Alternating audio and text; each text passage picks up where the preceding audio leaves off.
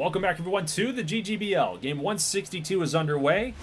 We have a doozy for you guys here today. The Cyclones and the Maples vying for one AL wildcard spot. And in the NL, you got the Grizzlies and the Monarchs trying to do the same thing, vying for one wildcard spot left. So here are your scenarios. In the AL, if the Maples and the Cyclones do the same thing, if they both win or if they both lose, the Cyclones will clinch via the tiebreaker. Same thing here with the NL. If the Grizzlies win and the Monarchs win, San Francisco clinches the tiebreaker. Now again, if the other scenarios there at the bottom, whoever wins and the other team loses, that winning team gets in. So again, if they both do the same thing, there's a tiebreaker involved. So I think it's pretty easy to understand. Let's get into the games. Let's get into the matchups here. Omar Villafuerte against Joaquin Chadwick. What a name. So top of the first inning, 0-2 pitch, and Killian Murphy, the rookie out there, giving it everything he's got, diving for that one. Not going to make the catch, but he does recover nicely because look at this relay. It's a perfectly timed relay. They're going to nab the runner at home. Whew. Wisconsin's luck seems to be running dry here, guys. They are 1-9 in the last 10. Not only are they just trying not to get swept by the Jacks, the worst team in the AL, they're just trying to make sure they make the postseason. Let's jump here to the top of the first inning. Man on second base, 3-1 pitch. Freddie Altoro delivers the base hit, opening up the scoring between these two squads. Nice job by Freddie Altoro. Way to stay on that pitch, a little low and outside guy, and takes back up the middle. Let's now go to the bottom of the fourth inning. We've got a jam shot from Yoma Kit Kat, the one-year pro. He's a rookie last season, and Villafuerte works out of the jam. Let's go bottom fifth inning. He's going to get his man there on a strikeout, and Villafuerte pumped up because he knows what's at stake here tonight. Jump to the top of the sixth inning. Chadwick is going to get Justice to take that one looking. So both pitchers clutching up for their respective clubs. Let's jump to the bottom of the sixth inning. We've got Yoma Kit Kat with a pitch off the plate, and somehow he pulled it and got a little soft single. That's going to tie this game up. Still bottom of the sixth. 1-1 pitch here to Killian Murphy. That's a base hit. And oh no, Aiden Oliver's going to misplay it. His momentum carried him way past the baseball, and uh-oh, that's not good. More runs are going to score. It is now 3-1 Minnesota, and the rookie Killian Murphy comes through with a big knock, and that is going to do it for Villafuerte. They're going to go with the reliever and try to shut this little push by the Jacks down. It is Mac Tucker, a 3.9 ERA in 9 games this season. So he was a September call-up by the looks of it. He's going to leave this one hanging to Johnny Redmayne. That's a deep drive. It's going to be off the wall, just missing a 2-run home run by a mere inches. Maybe a foot. It is now 4-1 Minnesota. We're going to jump to the top of the seventh. Line drive, base hit in front of Killian Murphy. Throw coming on in. Are they going to have another relay throw? No, sir. No cut. Came straight home. Run's going to score. It's 4-2. Top of the eighth. Aiden Oliver. This game's not over. Off the warning track, onto the wall. It should be 4-3. Pending the throw here coming from Redmayne. Not in time. 4-3 game in the top of the eighth. Aiden Oliver trying to make up for his mistake in the outfield. Matt Justice comes up to the plate. Had a good season this year, but he does ground out back to the pitcher. Oliver will move to third base, and a little pop-up flyout out there to Killian Murphy, and the inning is over. So Wisconsin made a little bit of a push there, but now we're going to jump here to the top of the ninth inning as Ijaz Piasfiu, a 5.19 ERA. He's had a better season than that when he was with the Phoenix Firebirds. Ended up coming out here to Minnesota via free agency, but he's got a job to do. Bad team looking to end the season on a high note with a sweep. Wisconsin needs one more run to keep their season alive. Line drive, ground ball, hard hits, but that's going to do it. So, the Wisconsin Maples, they lose. The only hope that they have is OKC losing as well, because if OKC wins, they're in. But we know what the tiebreaker is, don't we? OKC owns the tiebreaker. So no matter what happens, if The Cyclones lose. The Maples lost. OKC owns the tiebreaker. So this game, I even thought about not really showing it, but I'm going to show it to you guys just because I want you to see kind of a preview of what maybe OKC is going to bring to the table here in the postseason. Because we know that they're in now. They've clinched. They've clinched the tiebreaker. Brody Boatwright, a solo shot off of Willie Escobedo. That's not good. Solo shot for the Bandits. It is 1-0. Mark Schnell, next batter. Deep drive to left field. Big wall out there in left field. Brady Urker looks up. That baby's gone. It is a back-to-back jack. Plural. Back-to-back jacks. Bandits up 2-0. Frankie Freeman. Maybe Berger's got a response. Yes, he does. Line drive. Base hit off the wall. That's going to be a one-out double. Maybe a triple. Berger's got some speed for a big guy. So we got a one-out double. 35th, I believe that number is. 3-2 pitch here to DeAndre Clayton. He will swing and miss. Strike out. Catcher Percy Burnside will complete the strikeout at the throw at first base. Then we got a deep drive here from Cozart, the catcher. But Brody Boatwright is there to make the catch. And that's the end of the fourth inning, the top of the fourth at least. Now this pitch was off the plate inside, and Bear Bierbauer, he's going to go deep. That's gone. 3-0 San Antonio. So I think if looking at the live stream, looking at this game now, I think we're starting to see the shortcomings of the Oklahoma City Cyclones, aren't we? Their pitching staff doesn't really clutch up, does it? 3-0, might as well make it 4-0. Percy Burnside comes through with a little tapper back to first base. But the sixth inning, they get another run here. So bottom of the seventh, Boatwright. Ground ball to shortstop. And Berger can't corral it on the short hop. Not his fault. The error will go to shortstop. Ah, man. Dixon can't get it done. Schnell. What a pickup. What a pickup for the San Antonio Bandits. Last season, guy was traded away from the San Francisco Grizzlies. Do they miss him out there or what? Big time knock. It's going to be 5-0. Still bottom seventh. Little ground ball here to Dixon. He's going to try to make up for that error earlier. Makes a nice play. But second baseman Braden Leroy throws Berger off the bag.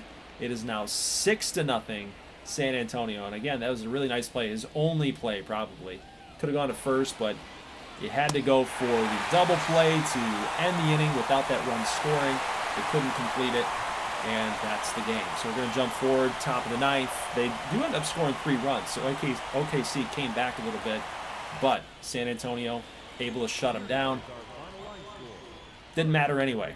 Cyclones, win or lose, thanks to the fact that the Maples lost, they own the tiebreaker, they're in. So again, kind of the same situation here. If San Francisco wins or loses, they got to hope that the other team does the same thing, because then they owe the tiebreaker. So that's kind of why they're first. They're going to set the tone for the next game, right? So Stephen Goldie getting the start here against Vancouver. Vancouver, yet again, just one of those teams that has not been able to put it together. They've got so much talent, and for whatever reason, they just cannot clutch it up, man. During a season, a full 162. They look good on paper, but for whatever reason, they can't put it all together.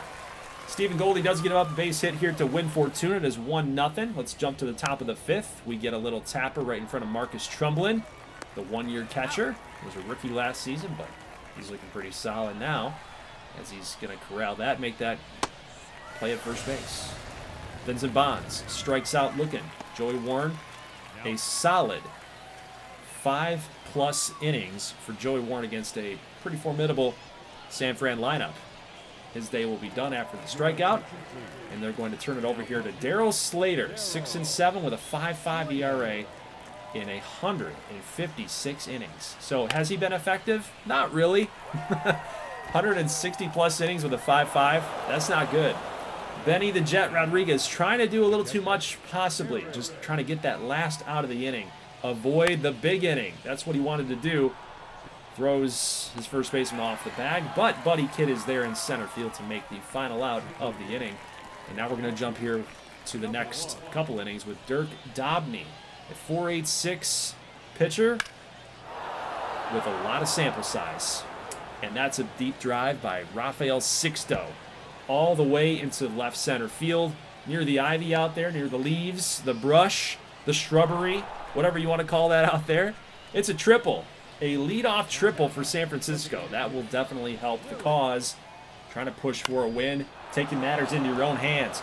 Willie Talbot drops it right in front of Win Fortuna, and that will take the victory away from Vancouver, at least for right now. They tie it up, but that's all they're going to get, guys. We're going to jump here to the next inning. Miles Hendricks is coming out. Pretty respectable ERA for the rookie. 7-4 this season. Got quite a bit of sample size, got quite a bit of run here in the regular season. That's pretty unlucky. Little soft tapper up the middle. Maybe shortstop makes a play, but it bounces off the bag. 1-1 pitch here to Cullen Ward. He was in the MVP race this season. Little ground ball. That's just what the doctor ordered here in the bottom of the 8th.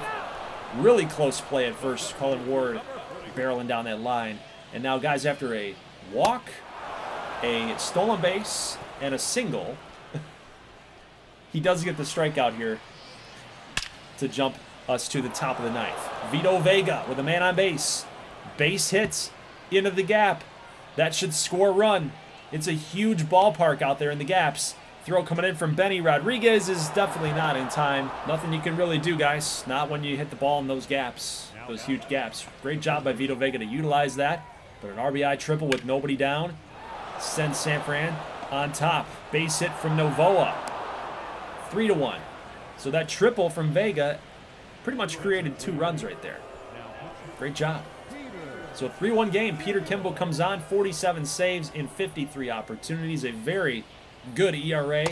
And he's going to get Benny Rodriguez to strike out on a check swing. And that's it. So San Francisco, no matter what Kansas City does,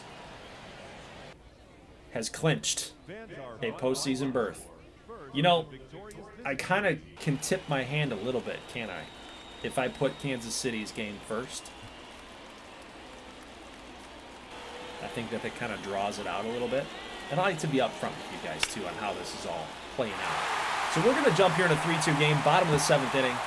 Mikey Porter comes up clutch with an RBI single. But again, guys, this game doesn't matter. Kansas City can't get in no matter what. But it is always nice to end your season on a high note. End your season with a victory. They're also on the verge of sweeping Orlando, which would be huge for them going into next year. Got a little sac fly right there off the bat of Hans Brolo. Lederman's going to score. It is 4-3. Let's go top of the 8th. Base hit right down the line past Hans Brolo. Lederman's not going to be able to handle it there out in right field. It will be 5-4. Runners will advance an extra base there with the error. Next batter up, Silverías Barreto. Home run. 3-run shot. 8-4. His 27th of the season. They will end up getting another run on top of that. And then we got a double play ball here. Really beautifully turned. Starting from first base with Torres. And then Taj Mahal tossing it back over from second base over to first. Beautifully turned double play. Orlando will get a victory here and avoid the sweep. Freddie Torres, 3 for 4, a home run and 4 RBIs. Again. Kansas City continues to disappoint. The Maples continue to disappoint. So your playoffs are set. And I will see you guys on Friday night for the wildcard round. I will be simulating game number 1 of the wildcard round. I know that game 1s are pretty sacred and holy for gameplay, but I think that's going to help us set the tone. That means the winning team only has to win 1 more game in gameplay in order to advance to the divisional round. So there's your updated bracket there. And I have an update here for you guys for the award winners. Mario Mazza wins the AL MVP. I did not see that coming. We had really good seasons from his brother Luigi and Braden Leroy with 53 home runs. But Mazza's RBI totals, his batting average, everything was there for him to take that mantle, to take that award, and he's had a great season. Now, hey, take a look here. Ricky Hoberman, baby, 42 home runs. in the midst of his age 35 season and regression, he was able to put up those numbers. That's a heck of a season, man. That is a heck of a season. Ricky, 42 bombs, wins the NL MVP. Cullen Ward comes in second place. And then look at the Cy Young. Look at that Cy Young. I still have not yet figured out what we want to call the Cy Young, because we can't call it Cy Young. It's a Major League award. But Alexei Shevchuk, and then all of the other Seattle Emeralds.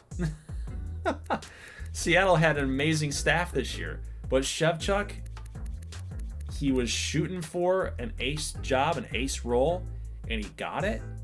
He was rewarded for that, and he gave Seattle a great season. I mean, there's nothing else I can say. He was a clear-cut winner. Patrick Hawkins, a 21-game winner, 200-plus strikeouts. He was definitely deserving of the AL Cy Young Award winner, the Best Pitcher Award winner. Terry Haas, Baker T. Brooks, Angelo Ruth in the AL for the batting title. We got Freddie Torres, Clayton Hall, and Crawfish McGee, a rookie. I knew this guy, we should watch out for him. So really cool to see that. Some new faces there across our awards. And then the Reliever of the Year award there. Of course, Seattle's pitching is just amazing this year. We got Parmalee. It's a custom pitcher. Vargas and Goff, two CPU guys. But, hey, somebody's got to win it, right? Rookie of the Year, Randall James, Carson Sova, getting some love. Brody Boatwright there. Also an honorable mention there in third. Connor Murphy will win Rookie of the Year in San Diego. Landon Traxler and Ramon Anaya, the pitcher. So, guys, final look there at the bracket. I will see you guys again here Friday night for a live stream. I'm thinking to go live at 9 o'clock, and we got to get through quite a bit of games. So we might not get through all of them, but that's my goal, is to get through every single one. If we don't, we'll just go live on Saturday as well. So, guys, I'll see you then. Leave a like if you like this thing. As always, thank you so much for watching, and peace.